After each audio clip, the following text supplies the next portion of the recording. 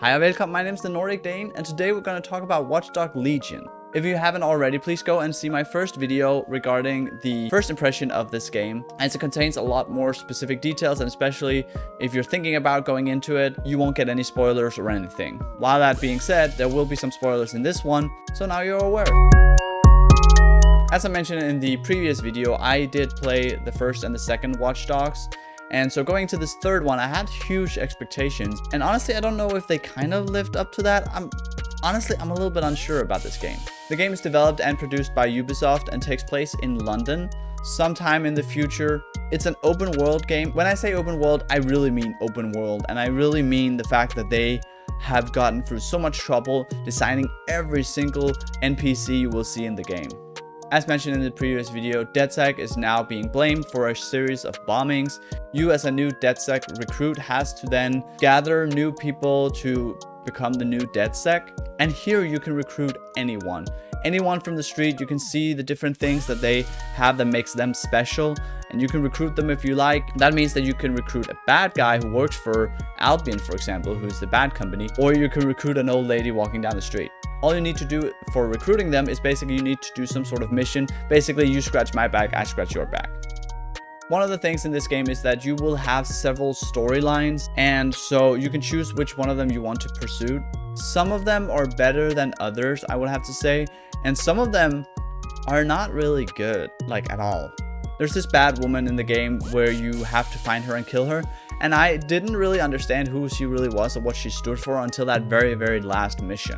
There's also this other mission where you go into a basement where there's a house, and you have to find out that she uploaded herself into an AI basically so she could live forever. But it kind of seemed like that was the only mission, if that makes sense. There was nothing about her before. There was mentioning about her after, but I don't remember anything about her before that one single mission. With all that being said, the storyline of this just doesn't seem cohesive. There is one through storyline, but it's not until the very end when you have to confront the final bosses that you actually find out how they are related. And so that kind of makes me think that they've lost this red thread that is just kind of vanished under all this open worldness that they've spent so much time focusing on. The game, however, is really visually stunning. I can't wait to see how it's going to look with 60 frames per second, because now it's only 30, even though it still has 4K rendering. The loading times were somewhat annoying because sometimes you had to do a lot of fast traveling, and it was honestly just faster doing fast traveling than actually riding your car or vehicle in any way to that point. So when you do a lot of fast traveling, especially on the PlayStation 5 that you're now used to having so fast loading times, waiting 20 seconds is a long time to wait. And I know it's nothing compared to earlier and previous games on previous consoles, but when you're used to the PlayStation 5 version, it is kind of a long time to wait. The sound in this video game is really good. The open worldness is really effectively created, and I really enjoy playing this game with a headset on. It is super realistic, and you can overhear the small conversations between people, the birds. Everything is just well done. The game, however, is really difficult to start. So if you haven't played the previous game, it kind of just like throws you out there and you have to just guess how to play. There is, of course, a little bit of a tutorial, but the tutorial is very limited, and it's more like you should know this from the previous games so that you know what you can do now. It has a lot of puzzles, but it's always the same kind of puzzle where you have to basically make sure that the current is going in a specific direction, and you can twist the corners to make sure that it goes the direction that you want to, and then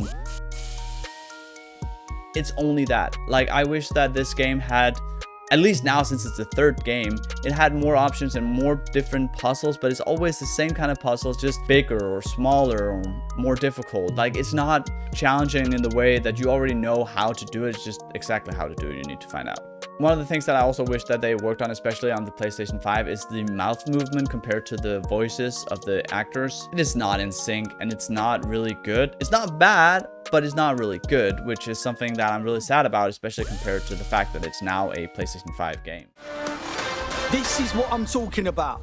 Cass ought to be in charge of things. The hell he should. He's just another greedy bastard. Nigel Cass is the only one who gives a fuck about this city. Twat. Oi, break it up. The gadgets in this game is awesome to have, but I only found myself using one single gadget all the time because it was just easier.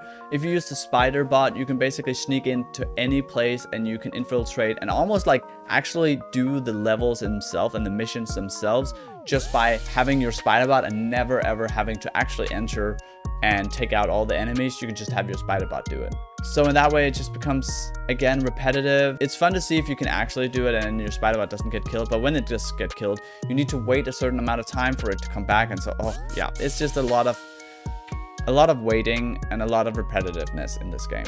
One of the things that I still haven't fixed since my first video is the fact that whenever you get out of a car, you just stand out and the car will continue, but you will just get out normally as if nothing had happened.